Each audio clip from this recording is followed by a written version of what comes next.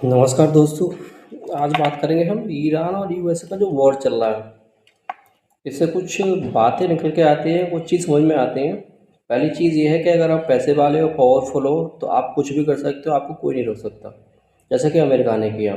America ने बिना किसी ठोस वजह के साथ उसने ईरान पर अटैक कर दिया और कितने सारे सिविलियन को मार डाला। एक मतलब गर्ल्स स्कूल था, उसमें भी देखा होगा आपने, उस पर अटैक किया, मिसाइल से कितने बच्चे मारे गए। बच्चों की गलती क्या थी?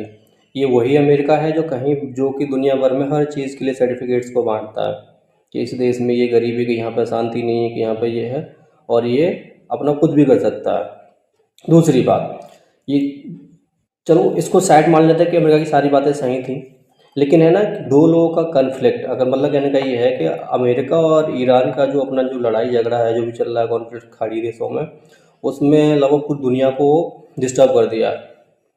पेट्रोल डीजल के दाम बढ़ गए हैं, मारा मारी हो रही है, हर शहर में भीड़-भाड़ लगी है, पेट्रोल टंकियों के पास में एलपीजी गैस का शॉर्टेज चल रहा है। आप लोगों ने देखा होगा, गवर्नमेंट जबकि खूब मना कर रही है कि भाई नहीं, ऐसा नहीं है, लेकिन लोग नहीं समझ रहे हैं। महंगाई बढ़ती जा रही है ना। आपने वो हार्मोज जो स्टेट है, जहाँ से जो शिप्स निकलते हैं, जो भी ऑयल, क्रूड ऑयल के, गैसेस के, उसको ईरान ने रोक रखा है।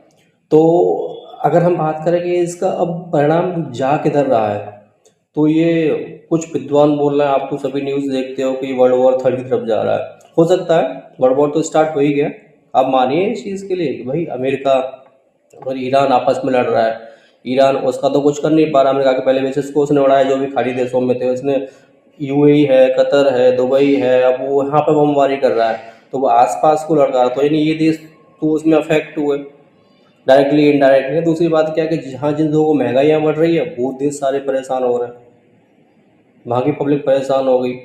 तो अब पता नहीं इसका अंत क्या है, क्या नहीं है। अभी मोदी जी आए थे और मोदी जी ने अभी 2 दिन पहले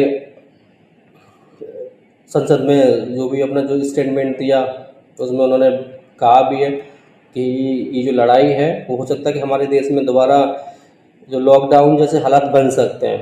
तो कहने का मतलब उनका, मेरी समझ में तो यही आया कि भाई महंगाई बढ़ेगी, डीजल पेट्रोल जो भी चीज़ हैं ये भी है।